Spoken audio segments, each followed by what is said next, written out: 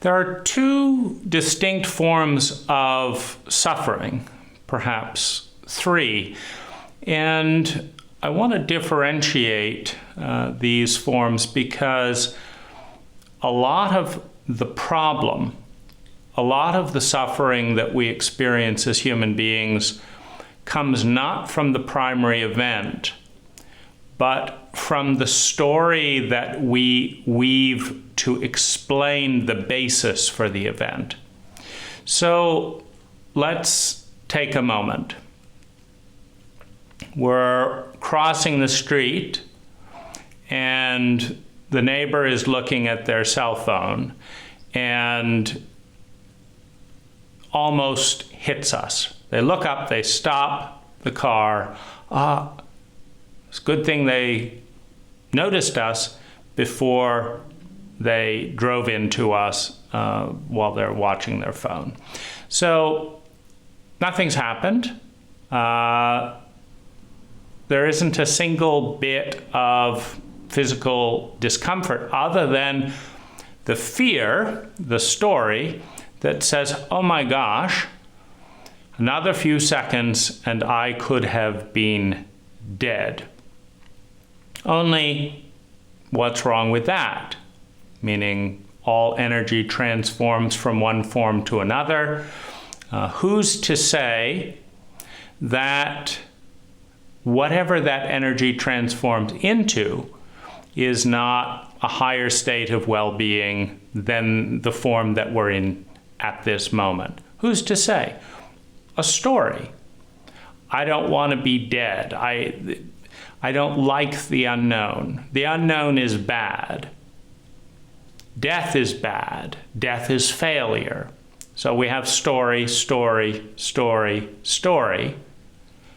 I don't like it. I don't want it. It's bad. And it almost happened.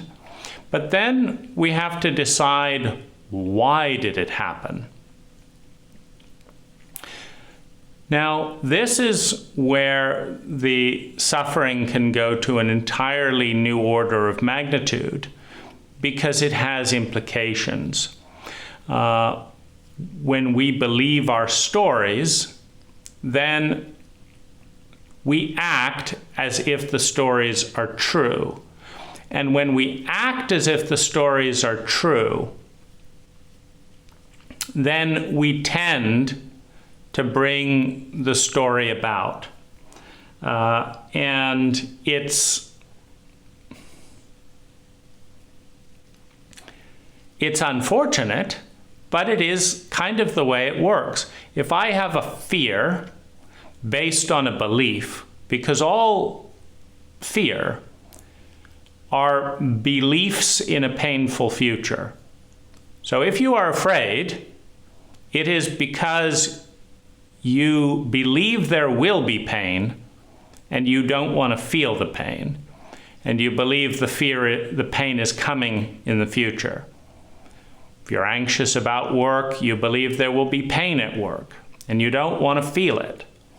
And you believe that pain is coming in the future. And so, fear has a place if you believe it will be painful for a bull to gore you with its horns, and you see a bull charging towards you, and you believe, my goodness, bulls don't usually evaporate into thin air, so let's get out of the way.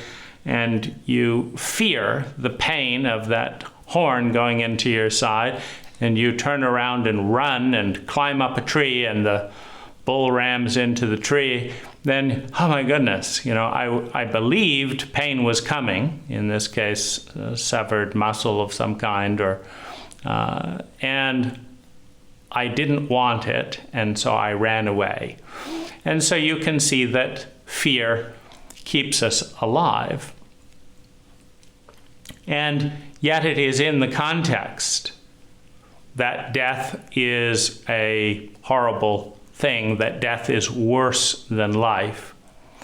Because truly so, if we believe, whether it's a religious mythology such as the mythology that there will be eternal music and gold and angels. Well, if we really believe that at a deep level, then my goodness, what a wonderful thing that bull is running towards us. Why did the neighbor have to look up when they were doing this? In fact, let's have rituals of passing on to the other side, or enjoy the spontaneity of life, of let's enjoy each day of life, and whenever it ends, it's going to be even better as energy transforms and transmutes into something in the other space. If we believe, on the other hand, that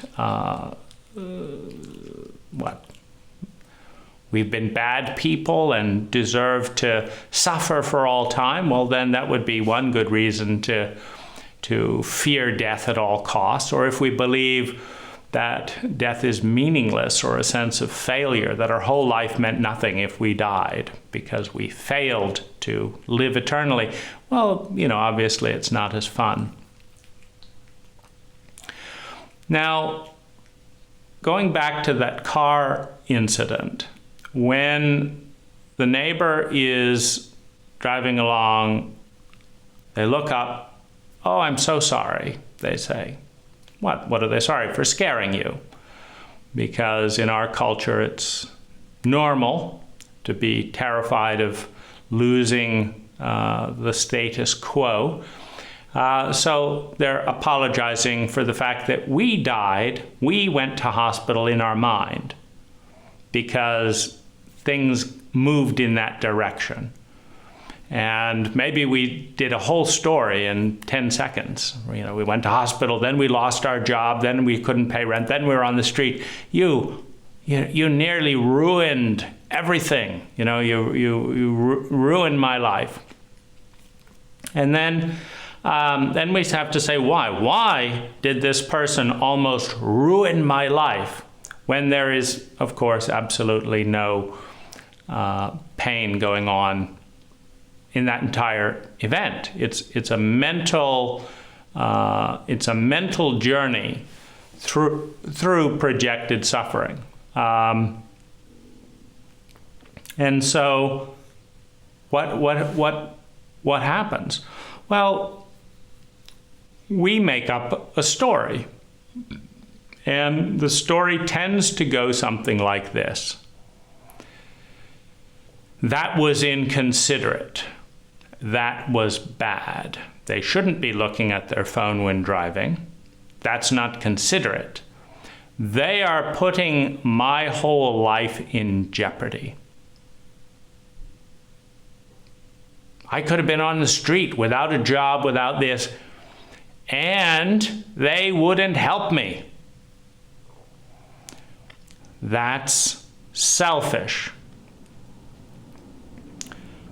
And the neighbor is inconsiderate, selfish, self-absorbed, whatever, narcissistic, a bad driver, etc. So we now have a narrative that correlates with the events in our mind. We have a selfish, narcissistic, inconsiderate, bad driving neighbor. And this is generally, in the simplicity of our brains, this is generally the entirety of this person. It doesn't matter that this person may have been trying to comfort a 5-year-old on her phone while driving. It doesn't matter whether she's anxiously trying to complete a project for an artist's big exhibition, in which case the story could be she's too considerate, right? She's too considerate. Even while driving, she's jeopardizing her own life to, do this and do that and do this. She's too considerate. She's too good of a driver because she managed to be focused in on this important thing and look up and still drive a car. She managed to steer it, accelerate it, brake it in time, look out of a window, look at her phone. Wow, this woman is amazing. She's too considerate. She's too good of a driver. She's a multitasker. She's too helpful. You know, helping this person, helping that person. She's too helpful. She's too competent. If she didn't know how to drive, she'd be texting safely in the house, but she's too competent. She knows how to drive. She's too sensitive. You know, she looked up, she said, "I'm so sorry." She's too sensitive. She should have just run us over while she was doing all those important other things, or let us jump out of the way because she was trying to help that 5-year-old or help that artist just before their deadline, an exhibition. She should have just, you know, been driving along because she has so much on her plate. And we could have just looked up and jumped out of the way. Didn't we understand that she's too sensitive, too competent, doing all these things for other people, you know, helping with this, and we don't. Why should we burden this person? We're inconsiderate. Don't we understand what this woman is trying to accomplish on her morning commute? I mean, what were we thinking just walking out into the middle of the road and interrupting such a hyper-competent, sensitive, considerate, caring woman who's, you know, driving to one job to help people in this way and texting and doing people in the other way and looking up so as not to run us over so that we can be absent-minded. We're bad pedestrians. What were we thinking? Walking across the street, didn't we look up and see the car coming at that speed? Didn't we notice that their eyes were busy helping other people? We're a terrible pedestrian. We're selfish, self-centered, and what? And then we think we should increase their insurance costs or bother them to come to and take care of our whole life just because we couldn't look up out of the street. So now we're insensitive. Now we're inconsiderate. Now we're dumb for this. Now, the problem comes, and first of all, in a self-absorbed culture. There's another story. A self-absorbed culture. Oh, I feel so bitter about it, right? Bitter. The whole culture, self-absorbed. Oh. In a self-absorbed culture, we will tend to make it all about her. Her driving, her this, her that, the other. That will be the default mode network for us as Americans, a relatively young culture, another story, only 400 years old. In Thailand, a 4,000-year-old culture where there's 10 times more maturity, there's a little bit more of a tendency, statistically speaking, to look at the other person. Because in the maturation process, every child focuses on themselves. It's always happened, always will. It is the state of the child to be completely self-absorbed. It is the state of the adolescent to be completely self-important. It's all should be about me and this and the other. It isn't until you come to the adult. The adult is the first stage in development when the first step of the adult, where the adult is born, is loving the inner child, loving the inner adolescent. That is the birth of the adult. When you look at the terrified, self-absorbed child and give them all your attention, you become an adult.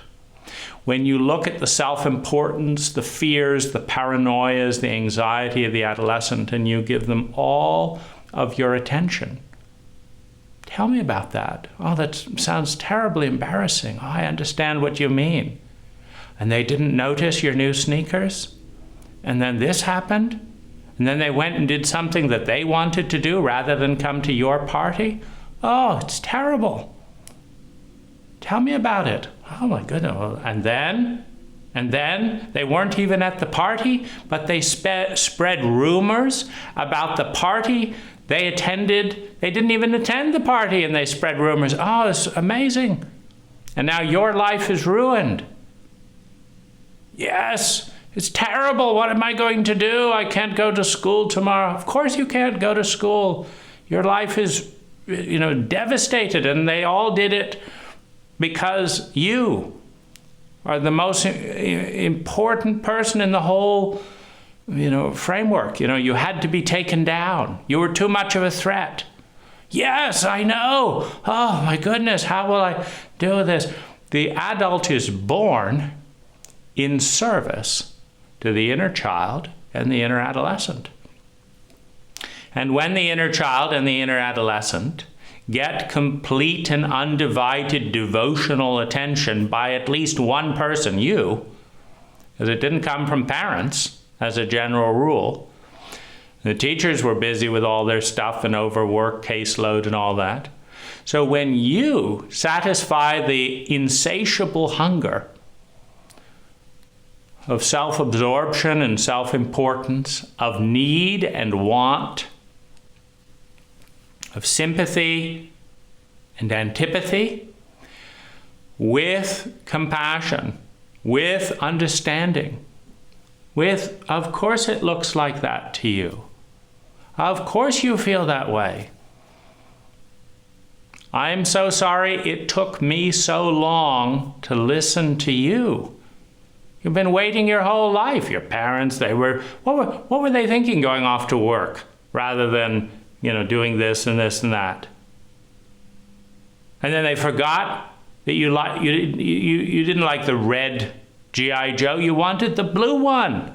How could they forget the key point in your life? I mean, are they crazy? These are the people they want us to go to school and learn from? And they can't remember the difference between red and blue G.I. Joes? Oh, morons. Complete morons. And you had to wait for that? Oh, unconscionable. So, it's about time someone showed up and heard all of my grievances. Someone showed up and listened to me. And the adult is born in service to that. All the grievances, all the traumas, all the terrors, all the shame, all the real pain and all of the imagined pain. They did that just to spite me. It's painful to believe that thought that the child and the adolescent believe.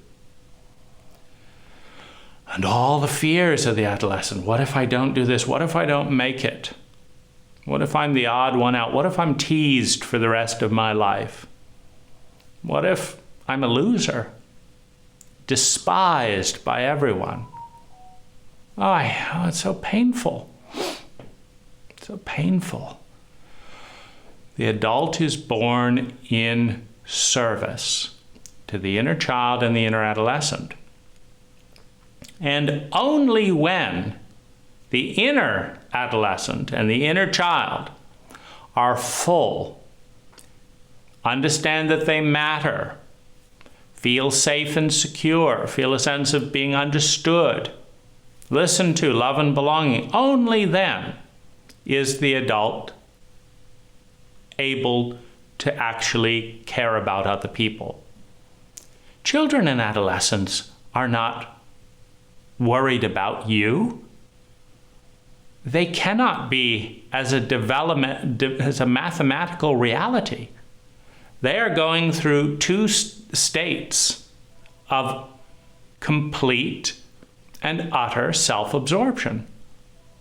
They are going through that, they have been going through that, and they will go through that until a single adult grasps that reality and gives them full validation, listens to them, and they say, finally, someone loves me. Finally, someone understands me. finally, I have one safe person because I can't take care of myself. I can't take care of my life. I don't know how to survive in an adult world. I'm not an adult. I don't know how. I'm terrified. I have one safe adult to go to and be understood. Not a narcissistic child or adolescent in a grown-up body who takes on the victim martyr game of, oh, I have to listen to my children. Oh, why did I have children? That's not an adult. Those are two adolescents competing, waiting for an adult. The parent wants the child or adolescent to be the adult that they never received and they never learned to be. The child and adolescent, you had me, why aren't you an adult? Can't anyone understand what I'm saying and feeling?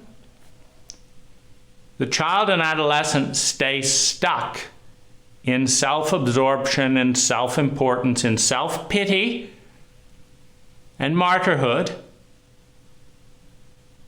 in pleasing and in rebellious hostility until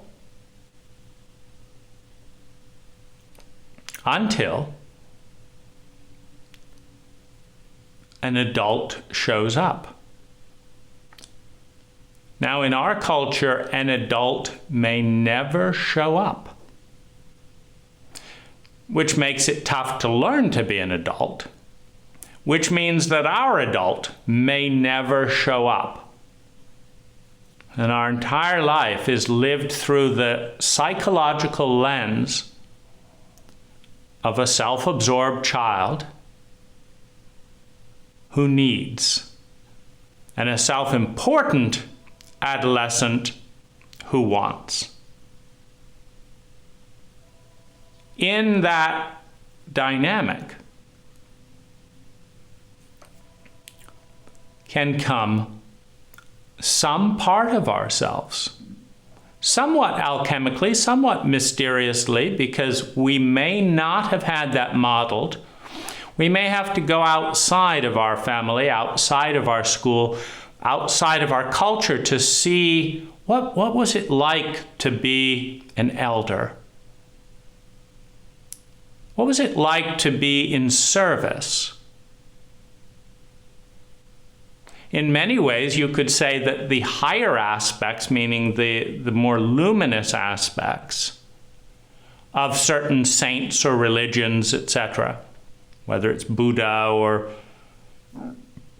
Christ or Muhammad or Martin Luther King or Mother Teresa or whatever it is, are that people emerge out of the fabric of the cult, of the culture, and they ask the question, how can I be of service, one, to the people who need that service the most? That's where serving the poor. That's the inner child, very poor. It's never enough. The inner child is poor by definition until they're able to receive validation of all these feelings which do not correlate with the actual world, meaning the world that the child wants to live in doesn't exist out there because we lack the abundance, we lack the sophistication to generate it.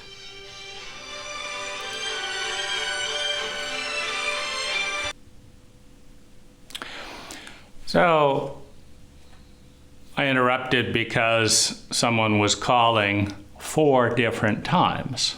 First they sent a text message, then they call the house phone, then they call the house phone again. Those are muted.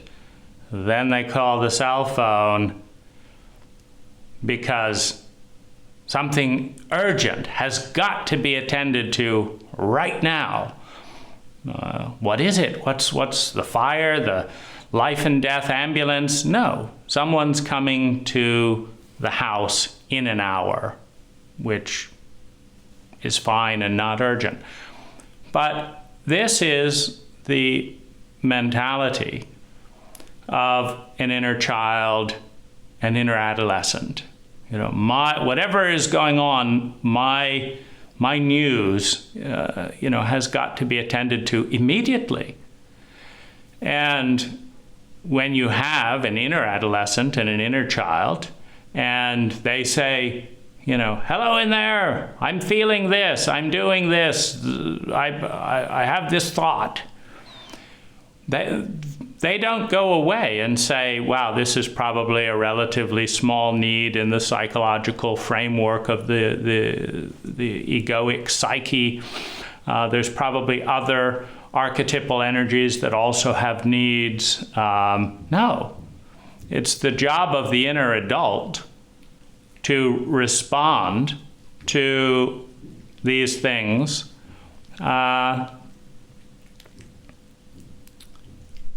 because it doesn't matter whether they're less important. And then we have the righteous adolescent in me. Don't they understand this video? Oh, it's amazing. And then what's with this dog? Why is he suddenly standing up? First he wanted to come in my lap. Now he's here. Now he's decided, what? He wants to pace around on my legs. This is the adolescent. Interrupted, self-important. Clearly everyone should be watching this video. And if they're not, what are they doing? Playing video games? Clearly, whatever it is, it's not as important as this. And my dog doesn't get it. No one understands. And so the adult has to listen to both. The inner child, dogs, of course, are not adults. So he wants what he wants in the way that he wants it. And will be happy when he gets it. The inner child, the inner adolescent, they want attention to this thought and this worry and that worry. And what did they think of me? Was my hair in the right way? Because, this is clearly a life and death situation. And the adult says, well, let me get your hair that way. Are you satisfied in there? Oh, no, oh my goodness, it's terrible, isn't it? Just terrible. The adult is in service. Well, it takes time. It is an evolutionary process to go from childhood to adolescence to adulthood. It takes time for every person. Many do not complete the journey. Narcissistic 6-year-olds, narcissistic 60-year-olds. They're not adults. So that's a story. Well, what do we do about these stories? They seem to have some correlation with reality. And that's the value of a story. If it correlates with reality, meaning if 2 + 2 = 4, that's a story. But if it helps me count or anticipate how many guests will be coming over if I invite 2 couples, I invited this 2 and this 2. And if that story, that 2 and 2 = 4, allows me to prepare 4 chairs for 4 guests, then I consider it a useful story because it prevents the discomfort, which perhaps in a young culture will be recategorized as rudeness. Because if my 2 + 2 guests come over for dinner and there's only 3 chairs and one of them sits on the floor, they very well, as a child, as an adolescent, we'll make up a story about how this was all to spite them, that they were deliberately invited over to be humiliated, that they're never going to have dinner with me again because I'm a malicious, sadistic person who's out to get them in front of the neighbors. Ugh. See, the problem comes with the story about the event. For all you know, it's more comfortable to sit cross-legged on the floor. For all I know, he'd been sitting all day, but that doesn't matter. If the story that he creates about me is that the reason he's on the floor is because we have a story in our culture that being lower is less valuable than being higher, right? In cultures that deal with polarity, that are unsophisticated, in chauvinistic cultures, where the circle is cut in half and then one half of the circle is deemed to be better than the other half. The white is better than the black. The up is better than the down. The outer is better than the inner. You went out and you created a new house. Oh, that's important. You went inside and you took care of your inner child and your inner adolescent. You're weird. The outer is better than the inner. Being higher is better than being lower. Why do we like tall people? Tall and handsome. Why not short and handsome? Well, tall is better. We all know that because we're in a cult where everyone agrees to see the same way. Now, scientifically speaking, shorter and you've got more room in the car. Got more headroom, right? Shorter and you can squeeze through smaller spaces. Shorter and your clothes are cheaper. In a hot room, shorter and you're cooler. I'm in a 105 heat wave right now. If you're shorter, if you were laying on the floor, it would be cooler than if you're standing up. If you're shorter, it's a little cooler. There's all kinds of scientific reasons why shorter is better than taller that balance out the scientific reasons why taller is better than shorter. If you're a runner, being taller is better. Okay?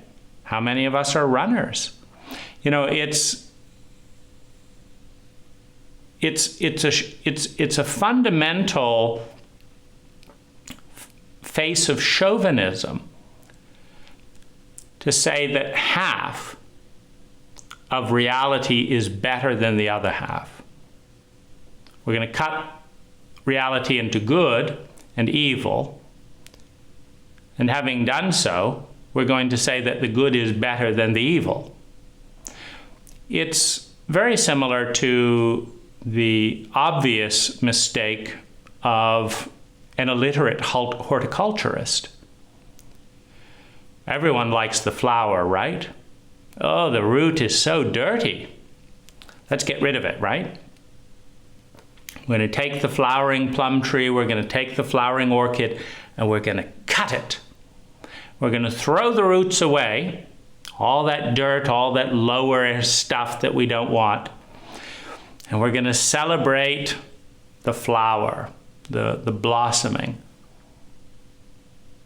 And when the flowers die, because there's no root to feed them, we just cut off another tree, throw away those roots, because we're ignorant. We do not understand the ecological relationship between mud and flowers, between night and day, between up and down, between white and black,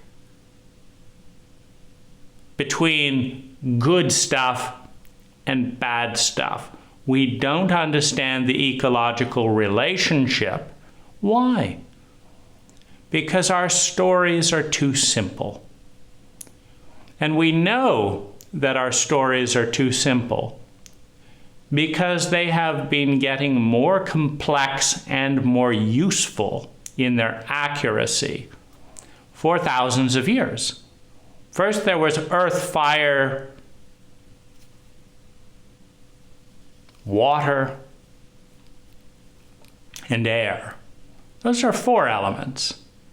We've now got thousands of sub-elements, and it's more useful. To be able to say I want some core 10 steel is more useful than saying I want some metal. And to be able to say I want some metal is more useful than being able to say I want some earth. Give me some earth. We need more earth at the coal factory. You mean you want more coal at the coal factory? Yes. Okay, let's be specific. The story gets more complex.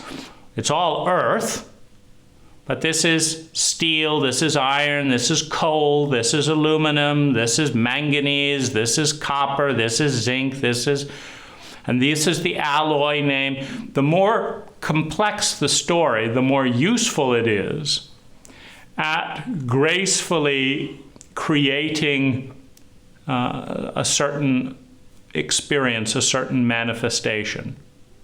It's more useful to know that you want aircraft fuel rather than fuel. Fuel for a human is food. Fuel for an aircraft is aircraft fuel. It's more useful to have a complex story than a simple story. And our story, courtesy of a paradigm called the scientific method of naming and dividing and measuring things. We measure all kinds of things in relationship to all other kinds of things, and every time we find a distinction, we give it a name. We say this has more of these types of atoms than these types of atoms, we'll call it aluminum. And this is this type of aluminum, and this is this type of aluminum. We'll measure that. Now, we'll then do a bend test. We'll take that aluminum, we'll bend it up and down, and we'll see how many times you have to go up and down before this type of aluminum snaps. Okay, now that's called that aluminum. Then you go over here, and how many times does this aluminum, which is built differently, how many times does it go up and down before it snaps rather than bends? And that's this type of aluminum. So that when I am ordering aluminum for an aircraft wing that goes up and down millions upon millions of times, and I don't want it to snap, I specify this type of aluminum. And sure enough, after shaking for another 1,000,000 times on another 18-hour flight, that type of aluminum didn't fall off. So it's a useful story, but it is a story nonetheless. The story of names. Now, the story of names is generally useful if we're talking about characteristics. Aluminum A, 600,000 times before it snaps. Aluminum B, 10 million times before it snaps. Aluminum C, 1 billion times before it snaps. That's a useful kind of story because it allows us to form relationships that work between material and between people. You know, attention span is another metric. This person has a 4-hour attention span. This person has a 3-item attention span. You can corner them, they don't like it. You can corner them and you can get 3 items out of them.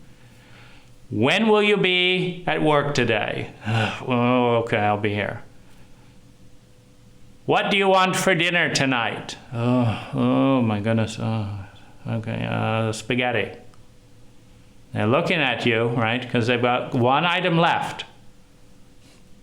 Where did you put my shoes? And they blurt out something and escape. They've got a 3-item attention span, right? Well, there's aluminum that goes up and down 3 times and snaps. There's steel that won't go up and down twice without snapping. There's iron that won't go up once without snapping. You need to know these things. These are raw materials. And there is no sociopathic disconnection between the inner world and the outer world. There are simple psyches and complex psyches. There are simple vocabularies and complex vocabularies. There are hearts that break and never recover from their first romantic interest. There are hearts that break and never recover after being betrayed 3 times. Being betrayed, what does it mean? It means I attached myself emotionally and physically to someone whose correlation between their words and their actions was weak. It was labeled Corten steel, but when I bent it once, it snapped. It was not Corten steel. So there's a labeling problem. And I didn't spot the labeling problem. And if they spotted the labeling problem, they didn't bring it to my attention. And if anyone else spotted the labeling problem, this is a person who never does what they said, they didn't bring it to my attention. And so I thought that meant this, and it didn't, and I'm devastated. Because unless you have a sophisticated way of diagnosing the issue, a meteorologist will come in and adjust and diagnose and say, your only problem is all your Corten steel is rusted iron. If you will just label this whole pile of stuff rusted iron and acknowledge that you don't have any Corten steel in inventory, and only use rusted iron for applications for which rusted iron are appropriate, your problem is solved. Now you have a new problem, though. Where do you get Corten steel? If your problem was mislabeling love as misogynistic curiosity or as spontaneous lust or whatever it was, and you got those confused, you don't have love, you have spontaneous lust. You have a bile of that. And spontaneous lust doesn't behave like this, it behaves like this and this and this. Now it's useful for certain things, but now you've got a bigger problem. You don't have any love in inventory. And you may not know how to spot it. You may not have the observing and measuring devices to say, like, do you know what Core 10 steel versus Core 8 steel is?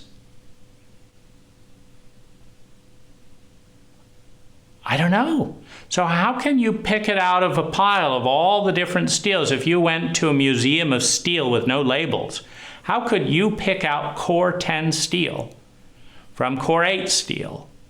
Or steel mixed with zinc, or some alloy of, how could you pick it? Do you have a spectrometer? What do you use? See, I'm fumbling because I don't know how they do it. I know the properties, meaning that I can have a general sense of how Core 10 will behave, and I know that when I go to the metal shop and say, I'd like 3 sheets of Core 10 steel, they give it to me, and it behaves like I'm expecting. But I don't know how they made it. And what if I went to a store and they gave me rusted iron? See, I have enough of a detection system to say, I didn't want rusted steel if this is steel. Whatever it is, it doesn't look like Core 10 steel. Take that back. I'll go to another shop that gives me what I'm expecting when I say Core 10 steel. Then I'll maybe test it a little bit and say, yeah, this is what I'm needing. And as far as I know, it's called Core 10 steel. Doesn't really matter. It does the job. It's affordable. I've got it. Bingo, it works. I don't have to get into that whole naming challenge and measuring challenge unless it misbehaves. Unless I put it in and a week later wow, I've never seen Corten steel do that before. It's changing color. It's turned red. It's turned brown. It's turned green. I've seen copper do that. What's going on here? So then I can find out where the labeling problem is. So stories about properties, names, Corten steel, aluminum, love, reliable, well-dressed, whatever it is. See, that's a difficult one, isn't it? Well-dressed. By whose standards? There's 10,000 designers in the world that all design clothing, and they all have different standards of what he is and isn't well-dressed. So that's not a very useful label. You could say following the line of modern fashion trends that have been established before as considered by a majority well-dressed. Well, in 100 years, they'll all be old-fashioned. They won't be modern, they'll be old-fashioned. So which are they? Well, it's not as useful as Corten steel and aluminum. And so when we come back to this suffering about the woman in the car, she's selfish, she's inconsiderate, she's a threat to the community, she's dangerous. She'd probably never even visit me in hospital if I lost my house, couldn't do this, couldn't do that. Now, if this is a one-dimensional story, if all I know is that she's a menace on her way to work, and I don't know she's a great-grandmother, and I don't know that she was doing that for her 5-year-old little girl and all this stuff, and I don't know any of that, or I don't know that she's actually very good at looking up and has never come close to actually hitting someone, even though I feel threatened. If I don't know any of that, and I go away with the idea that I have a vicious, selfish neighbor who will just mow down innocent people, me, right? I'm completely innocent. I had no part in any of this. I'm just the creator of the story, the one who walked out across the street, maybe the one who hasn't gotten to know the other facets of the neighbor. But I have no part in any of this. I'm an observer. That's part of the cult narrative. That I have nothing to do with, I just watch the news. Starving people in Africa, whatever, it's nothing to do with me. I just watch it. I just make up stories and turn on screens and eat my food. Nothing to do with me at all. When you have a divisive paradigm that separates one thing from another, rather than an ecological paradigm that shows the integral connection between me and every other thing in the universe on multiple dimensions. Meaning this pinky has the same gravitational force as Pluto. We're connected at very deep levels with all of reality. But I don't really want to respond to other things going on in the world or feel compelled to change or grow or something. And so I'm just going to say, that's not my problem. That's not my problem. That's because I'm not connected to you, and I'm not connected to you, and I'm not connected to you, and I'm not connected to you. And so we have a narrative.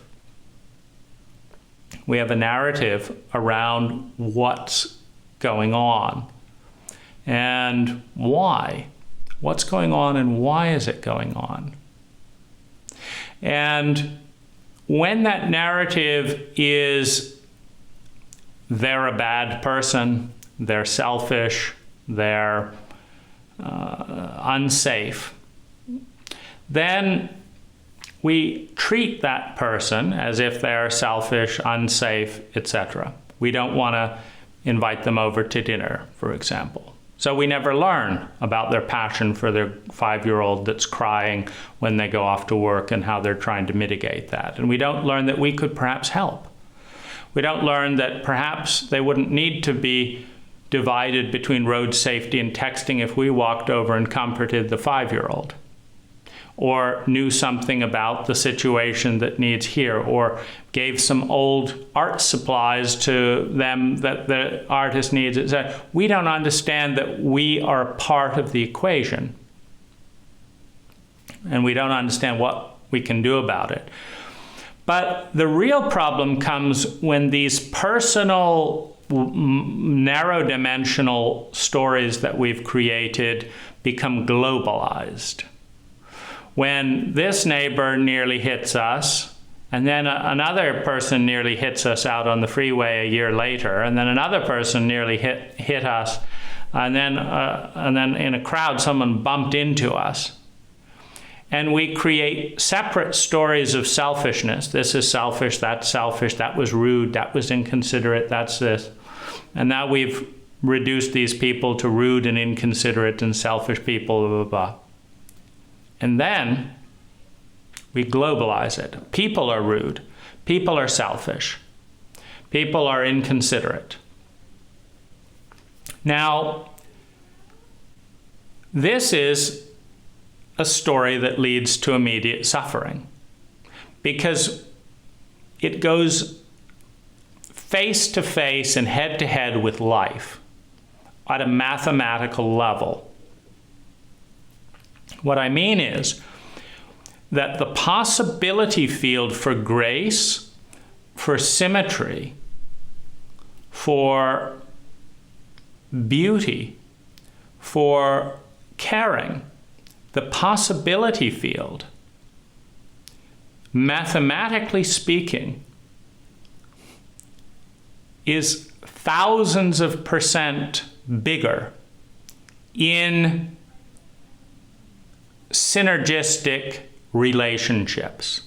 Now you can see this very easily if you took 100 children and put them in robot pens where all they got was enough milk to survive, and then they just went out and they each had their own island with no technology, right? You know, so you're on Malaysia, you're on this island, you're on that island, and you give the infant enough to keep their body alive until they're old enough to go and find food.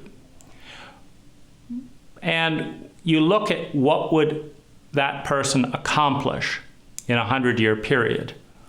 Would they develop language if they were all alone? Of course not. There's no one to talk to. Would they learn a language? No. Would they understand any science? They would develop some. They would know that water that was uphill went downhill. They'd know that, that they would learn about their island. They wouldn't have names for it, but they'd have a sense. When it's sunlight, hide in the shelter because it's too bright, too hot. When it's sun goes down, come out. There would be certain developments, but you're never going to get a John D. Rockefeller or a Mother Teresa with no contact with other human beings.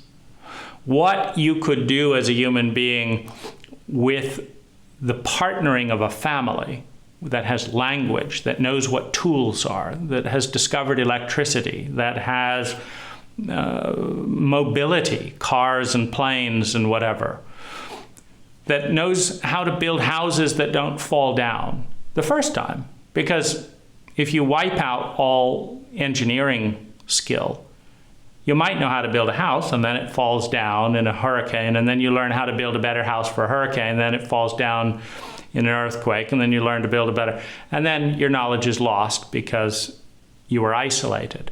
But in a cohesive group where information is shared globally, the information age, what you can do as an individual is thousands of % more impactful on your own world and on other people than what because you're part of a group.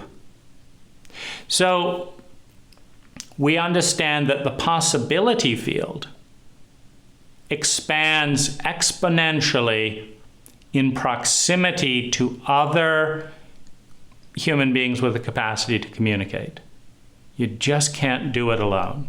You can't invent the fossil fuel industry. You can't invent the solar industry. You can't invent the typewriter. You can't invent language. You can't invent Indian cooking. You can't invent houses. You can't invent glass windows alone. You've got to stand on the shoulders of giants.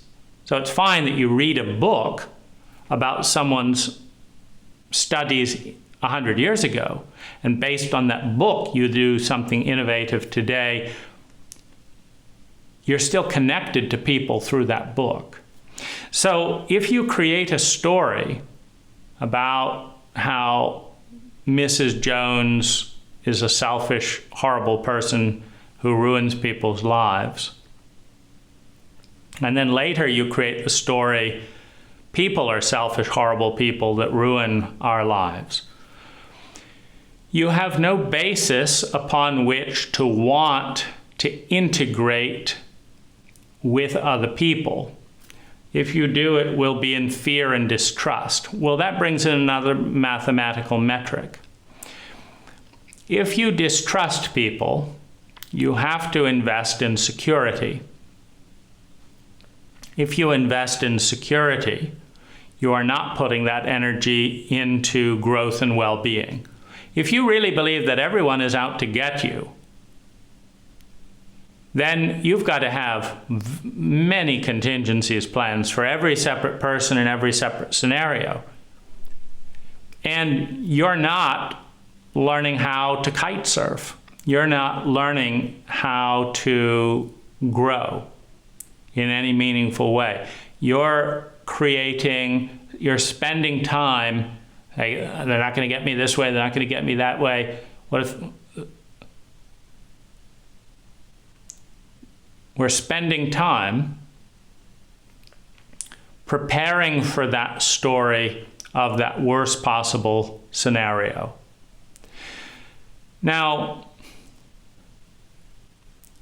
it doesn't feel good to believe that people are basically horrible, number one. So you've got chronic, permanent suffering just by choosing to believe that. You cannot trust people if you believe that. If you do not trust people, you will not get close. If you do not get close, you will not learn about the multidimensional aspects of their reality. If you don't learn about the multiple dimensions of the reality, you will see a small part of them and it'll be a skewed image. And if you don't engage in that, you cannot release the synergistic possibilities that exist mathematically between two people, but are largely collapsed out of fear, out of tradition, out of simplistic black and white narratives. So-and-so is a pedophile. Okay? What does that mean? Someone saw them touching the lumps we call breasts in someone that we call 6 years old. That's terrible. Okay. What do we do? So now that we've established that that's terrible, and what if it is, what if it isn't, that's another story. It's terrible in our culture, but what do we do? Pay $100,000 to lock this person in a box? Do we do something? Or do we, for example, say to our children, so-and-so likes touching these things. If you don't like that, avoid them or ask for help. Who knows why nature produced that drive in them. But some kids don't like it. We certainly don't like it as a culture with whatever it is that, and so don't do that, or it could lead to this or this, and then we don't like that, and so we don't like this because it could lead to this. Could lead to intercourse. And a big person with a small person, that could lead to discomfort, or it could lead to an STD, or it could lead to confusion in a sexually illiterate culture, meaning where we go to great pains to avoid talking about sex with the younger generation. They're muddled and confused by the most intense phenomena of their life that they're not allowed to talk about and that everyone will tease them for. So we've put them in a culturally terrible position if they have any sexual experience before. I mean, when do we teach people to be sexually literate? On a psychological level, the psychology of sex and the physicality of sex. And at what dimensions? When do we teach people the full spectrum of the science of STIs, sexually transmitted infections, and psychological impacts and social impacts, and the meanings? What does it mean for this to happen versus in this situation, in this situation? And why is it that men are not allowed to be affectionate with other men? And why is it that this and this? We do not have a coherent, intelligent protocol or narrative around any of that. And so the real damage could be that when a 6-year-old says, so-and-so touched me here, we all freak out as if the sky is falling, and they don't understand why. They don't understand all the different messages. God is good. God created my body. Bodies are beautiful. But so-and-so shouldn't want to touch my body. Age doesn't matter in love, but no one should. This is the age. This is a free country, but I'm not free to do this. This is confusing. This is bad, but mom and dad do it. Make up your minds, culture. What do you want? What is it that you want in this situation? And, you know, these stories,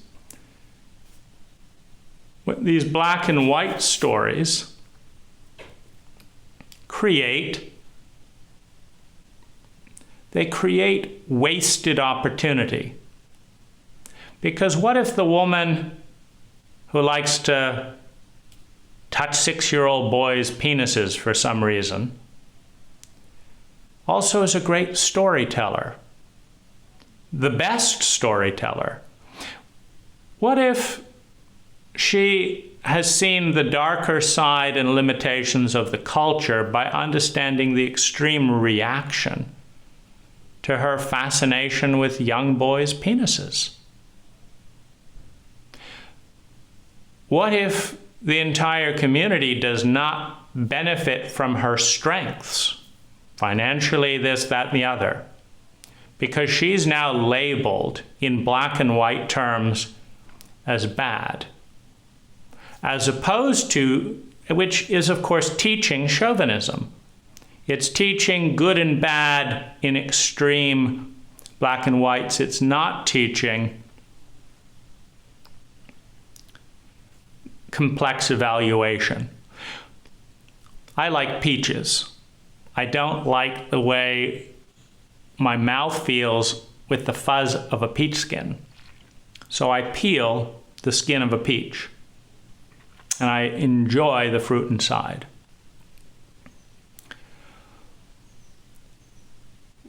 When we have extremes, and a simplistic extreme, we throw the entire person out. We throw the entire object out. We throw the entire paradigm out.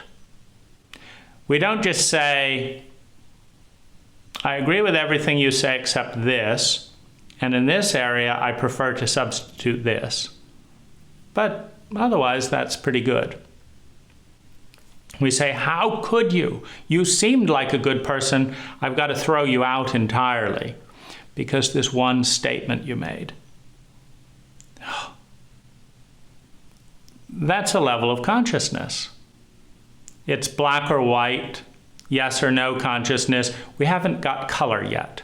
We haven't got the grayscale yet. And the grayscale is where science comes in. This is not just metal or not metal. It's this type of metal or this type of metal or this, and this one is good for this one is good for this one is good for this. And in an ecological framework, one thing leads to another. It's been noted, for example, that even people who feel disgusted about homosexuality appreciate the artistic flair that tends to be dominant in that community. They like the artistic flair that comes out of sexuality with other men, but they don't like the image of other men. We're no different than the person who likes the image of the beautiful flower but is disgusted by the dirt that creates it. So we're so disgusted by dirt that we create this thing that I would be a bad person to be dirty. That's how deep our chauvinism runs. Oh, I feel so dirty. Oh. Okay, you are dirty. You've got dirt on you. Why isn't that sacred? That dirt is creating those flowers, this planet, those trees, your oxygen. That's the reality. The cult overlay, though, through this black and white lens, flower good, dirt that produces the flower bad.